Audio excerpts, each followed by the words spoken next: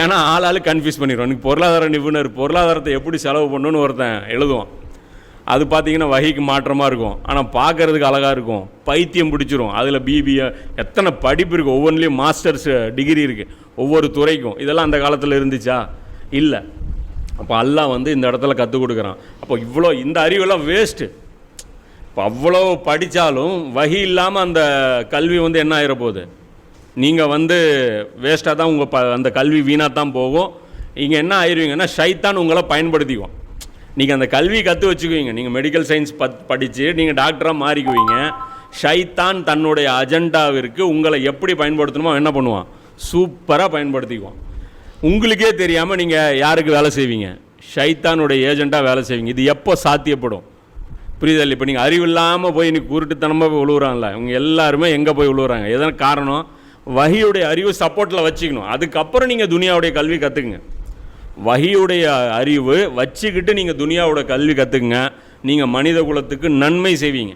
வஹியுடைய அறிவு இல்லாமல் நீங்கள் துனியாவுடைய கல்வியை கற்றுக்கிட்டிங்கன்னா இன்றைக்கி திறமையான ஒரு கலெக்டர் என்ன பண்ணுவார்? மேலேருந்து வர்ற ஆர்டர்ஸு ஃபாலோ பண்ணுவார். அதுதானே, மேலேருந்து வர்ற ஆர்டர்ஸ் எப்படிப்பட்டதாக இருக்கும்?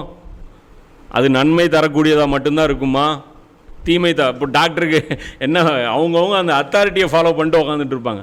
அப்போ அல்லாஹ் சொல்கிறான், அத்தாரிட்டியை ஃபாலோ பண்ணிட்டு குருட்டுத்தனமாக போகாதீங்க, வஹியை படிங்க. அப்போ இறுதி காலகட்டத்தில் வஹியை எடுத்து படிங்க. இன்னும் மோட்டிவேஷன் ஸ்பீக்கர் வருது பாருங்கப்பா, மோட்டிவேஷன் ஸ்பீக்கரும்பா பேசுவான், தன்னம்பிக்கைம்மா, பைத்தியம் பிடிச்சிரும்.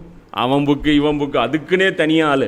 பில்கேட்ஸின் வெற்றி, பில்கேட்ஸ் எப்படி வெற்றி பெற்றார், அப்துல் கலாம் எப்படி வெற்றி பெற்றார், இவர் இங்கேருந்து எப்படி இங்கே போனார், அம்பானி எப்படி இங்கே போனார், பொய் பித்தலாட்டம் புழுகு மூட்டை எல்லாம் ஏமாத்து வேலை, இது எல்லாம் படிச்சுட்டு இவன் படிச்சுட்டு திமிரு வேறிக்கும். காலேஜில் போய் படிச்சுட்டு அந்த பிஹெச்டி அதெல்லாம் பண்ணி முடிச்சிட்டான்னு வைங்க, அப்படியே ஒரு கெத்தாக இப்படியே சுற்றுவான். நான் யார் தெரியுமா? என்கிட்டே நீ பேசுகிறியா? நான் எத்தனை மாஸ்டர்ஸ் பண்ணிக்கிறேன் தெரியுமா? பண்ணியிருப்பான். அப்போ அதனால் அல்லாஹ் என்ன சொல்கிறான்? அப்போ அவங்களுக்கு என்ன சிச்சுவேஷன் இருக்கும்? ஒன்றுமே இருக்காது, குருட்டு கூட்டமாக இருக்கும். குர்ஆன் சொல்லக்கூடிய அந்த அடிப்படை உண்மைகள் இருக்குல்ல, இது எங்கே வேறெங்கும் எங்களுக்கு கிளைகள் கிடையாதும்பாங்களா, அதுதான் குர்ஆன் சொல்லக்கூடிய அடிப்படை உண்மைகள் வேறு எங்கேயும் கிடைக்காது. உலகத்தில் இருக்கிற எல்லா ப்ரொஃபஸரையும் கூப்பிடுங்க, நாம் யாருன்னு சொல்ல சொல்லுங்கள், மனிதன் யார் டெஃபினேஷன் கொடுக்க சொல்லுங்கள், மனிதனுடைய உண்மையான நோக்கம் என்ன, மனிதனுடைய உண்மையான பொசிஷன் என்ன, இந்த உலகத்தில் மனிதனுடைய உண்மையான ஸ்டேட்டஸ் என்ன, மனிதனுடைய ஸ்டேட்டஸ் எந்த கல்வியாவது கற்றுக் கொடுக்குதா?